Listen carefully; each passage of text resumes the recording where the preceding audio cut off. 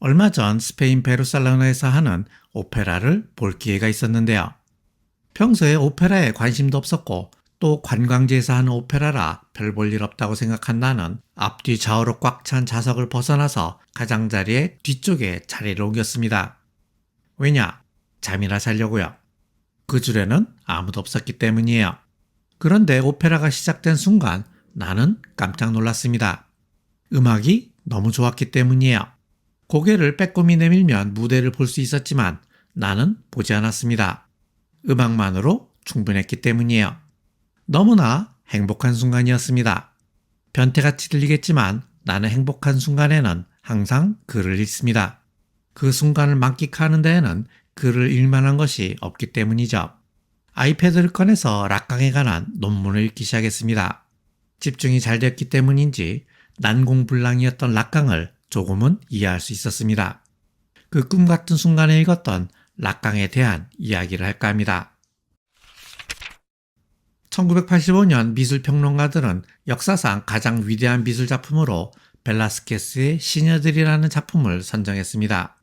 17세기 스페인의 궁정화가 벨라스케스가 마르가리타 공주와 주변 인물들을 마치 스냅사진 찍듯이 그린 집단 초상화입니다. 시녀들에 등장하는 인물들은 총 11명인데요.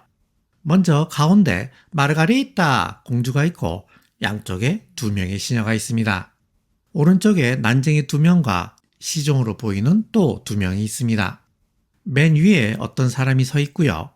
왼쪽에는 벨라스케스 화가가 자신을 그려 넣었군요. 지금까지 총 9명이죠. 거울 속에 2사람이 더 있습니다. 바로 왕과 왕비입니다. 이렇게 해서 총 11명이 이 그림 속에 들어가 있습니다.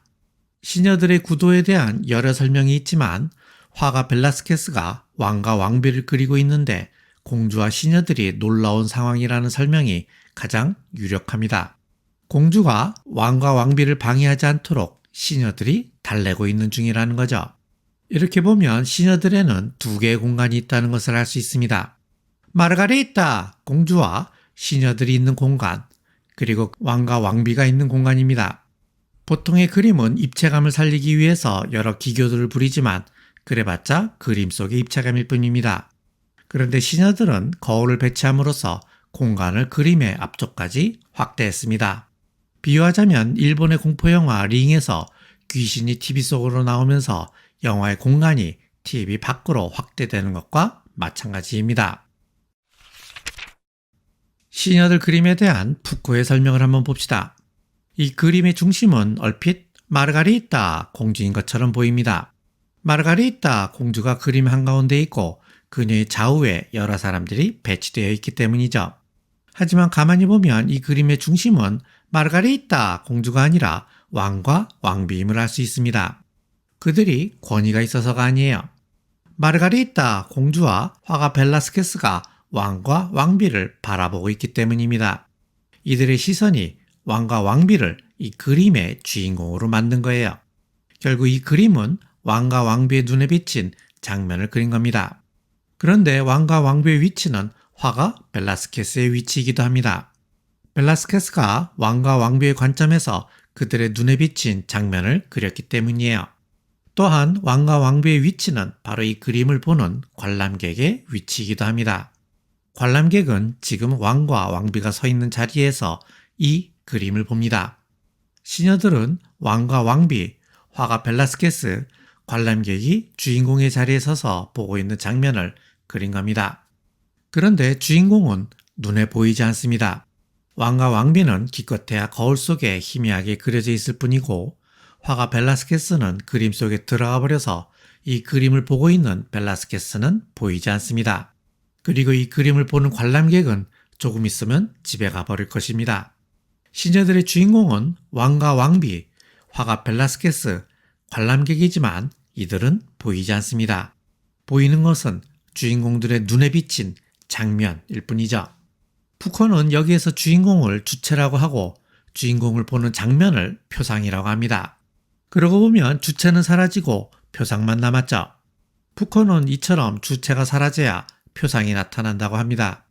그래서 푸코는 벨라스케스의 시녀들을 한마디로 주체가 배제된 순수한 표상이라고 합니다. 푸코는 왜 이런 해석을 내놓았을까요? 푸코는 각 시대의 지식을 구성하는 무의식적 인식체계, 즉 에피스테메가 있다고 주장합니다. 사람들은 에피스테메의 창으로 세상을 본다는 거예요. 예컨대 유럽의 17세기에는 표상이라는 에피스테메로 세상을 보았고 19세기부터는 주체라는 에피스테메로 세상을 보았습니다. 현재 우리는 인간이라는 주체가 있다고 생각을 합니다. 이성을 가진 인간이 세계를 주체적으로 인식하고 세계의 역사를 주체적으로 만들어간다고 생각하죠. 그렇게 생각하는 것은 당연합니다. 우리는 주체라는 에피스테메로 된 창을 통해서 세상을 보며 따라서 주체 철학으로 구성된 지식을 당연한 것으로 받아들이고 있기 때문이에요. 하지만 푸코는 당연한 게 당연한 것이 아니라고 말합니다. 인간이 주체라는 생각이 나타난 것은 고작 200년밖에 되지 않았고 이러한 주체 철학은 현재 사라지고 있다는 거예요. 푸코는 인간이 주체라는 생각이 등장하기 이전에 17세기에는 표상이라는 에피스테메로 세상을 보았다고 말합니다. 그것을 보여주는 것이 바로 17세기 스페인의 궁정화가 벨라스케스의 시녀들이라는 거예요. 이 그림에서는 주체는 사라지고 표상만 남아있기 때문이죠. 락강은 푸코의 해석에 반대합니다. 벨라스케스의 시녀들에서는 주체가 사라진 것이 아니라 오히려 깊이 새겨져 있다고 봅니다. 그런데 그 주체가 의식적 주체와 무의식적 주체로 분열되어 있다는 거죠. 여기에서 의식적 주체란 데카르트가 말하는 생각하는 주체이고 무의식적 주체란 락강이 말하는 언어에 의해서 생각을 당하는 주체라고 할 수 있습니다. 시녀들에서 의식적 주체는 어디에 있고 무의식적 주체는 어디에 있을까요? 그것을 설명하기 위해서 먼저 소실점에 대해서 이야기를 해야 합니다. 그림을 그릴 때 우리는 공간의 깊이를 표현하기 위해서 평행선을 사선으로 그립니다. 이때 평행한 두 선이 만나는 지점을 소실점이라고 하죠. 그런데 락강은 이러한 소실점 말고 제2의 소실점이 있다고 말합니다. 제2의 소실점이란 지평선을 연장한 선과 지평선의 원근법으로 가려진 사각형의 대각선이 만나는 점을 말합니다. 시녀들에서 소실점은 어디에 있을까요? 맨 뒤에 서 있는 사람에게 있습니다. 그는 벨라스케스의 친척인 니에토 벨라스케스입니다. 성이 같죠? 화가 벨라스케스의 도플갱어라고 보면 됩니다. 따라서 니에토 벨라스케스와 같은 높이에 있는 화가 벨라스케스가 제2의 소실점이 됩니다. 이렇게 되면 니에토 벨라스케스는 의식적 주체가 되고 화가 벨라스케스는 무의식적 주체가 됩니다. 락강은 주체의 분열을 눈과 응시의 분열로 설명을 하는데요. 이때 눈이 대상을 바라보는 시선의 주체라면 응시는 주체를 바라보는 타자의 시선을 말합니다. 예컨대 내가 열쇠 구멍으로 몰래 여자 탈의실을 훔쳐보고 있다고 합시다. 이때 나의 눈은 여자의 나체에 꽂혀 있겠죠. 그런데 뒤에서 발자국 소리가 들립니다. 나는 소스라치게 놀랍니다. 이 발자국 소리가 바로 응시입니다. 나의 은밀한 욕망을 충족시키는 시선이 눈이라면 그러한 나를 부끄럽게 만드는 시선이 응시인 셈입니다. 따라서 소실점에 위치한 도플갱어 니에토 벨라스케스가 대상을 바라보는 눈의 시선이라면 제2의 소실점에 위치한 화가 벨라스케스는 응시의 시선인 셈입니다. 그런데 시녀들 그림 속에 화가 벨라스케스는 캔버스 앞에 서서 무언가를 그리고 있습니다. 캔버스가 뒤로 돌려져 있기에 관람객은 벨라스케스가 캔버스에 무엇을 그려놓았는지 알 수 없습니다. 그리고 벨라스케스가 무엇을 그리고 있는지 알고 싶다는 욕망에 사로잡힙니다.